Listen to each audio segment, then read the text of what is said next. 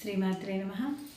September మాసంలో ఈ యొక్క మనకి సింహరాశి వాళ్ళకి కానీ చూసుకుంటే వీళ్ళకి ఈ మాసంలో శుభాశుభ ఫలితాలు వీళ్ళకి కాస్త కొద్దిగా అనుకూలంగా ఉన్నాయి.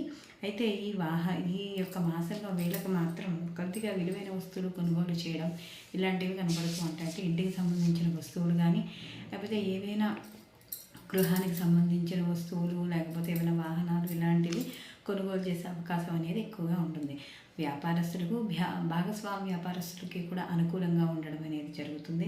కాస్త లాభసాటిగా ఉండడం అనేది జరుగుతుంది. బేరాలు కూడా ఎక్కువగా రావడం, అలాగే ఎవరైతే వస్త్రాలు ముఖ్యంగా అలంకరణ వస్తువులకు సంబంధించిన వ్యాపారాలు ఎవరైతే చేస్తున్నారో వాళ్ళందరికీ కూడా అనుకూలంగా ఉంటుంది.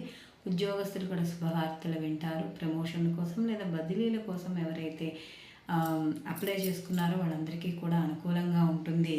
అయితే వీళ్ళకి అధికారుల యొక్క ఒత్తిడి ఉన్నా కూడా కొంత అనుకూలమైన ఫలితాలు కూడా గోచరిస్తున్నాయి. అంటే కొంత అధికారుల యొక్క ఒత్తిడి భేదాభిప్రాయాలు మాత్రం ఖచ్చితంగా ఉండడం అనేది జరుగుతుంది. కుటుంబ సభ్యుల యొక్క సహాయ సహకారాలు వీళ్ళకి పూర్తి స్థాయిలో అందడం అనేది జరుగుతుంది. ఆర్థిక పరంగా చూసుకుంటే మాత్రం కాస్త గత మాసాలతో పోలిస్తే ఈ మాసం కాస్త అనుకూలంగా ఉండడం, అలాగే కుటుంబంలో ఉద్యోగం రావడం ఇలాంటివి ఎక్కువగా మనకి ఈ మాసంలో వీళ్ళకి కనబడతాయి. అలాగే వీళ్ళు చేసే కార్యక్రమాల వల్ల కావచ్చు, లేదా వీళ్ళు చేసే అంటే సంఘంలో చేసుకునే ఒక మంచి కార్యక్రమాలు కావచ్చు, ఉద్యోగంలో కావచ్చు, ఏ రకంగా అయినా సరే వీళ్ళ యొక్క మంచిని సంపాదించుకోవడం, మీకు యొక్క కీర్తి గౌరవం సంఘంలో రావడం అనేది జరుగుతుంది. మొత్తం మీద రాజకీయ నాయకులు కావచ్చు, ఏమైనా ఈ యొక్క జర్నలిజంలో పనిచేసేవాళ్ళు, ప్రభుత్వ రంగ ఉద్యోగస్తులకి వీళ్ళందరికీ కూడా అనుకూలంగా ఉండడం అనేది జరుగుతుంది.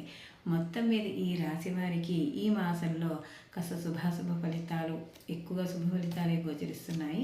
వీళ్ళు ప్రతిరోజు కూడా హనుమాన్ చాలీసా పారాయణ చేసుకుంటూ ఉండడం, అలాగే దుర్గా ఆరాధన చేసుకుంటూ ఉండడం, సూర్య నమస్కారాలు చేయడం ద్వారా మరిన్ని మంచి ఫలితాలు పొందడం అనేది జరుగుతుంది.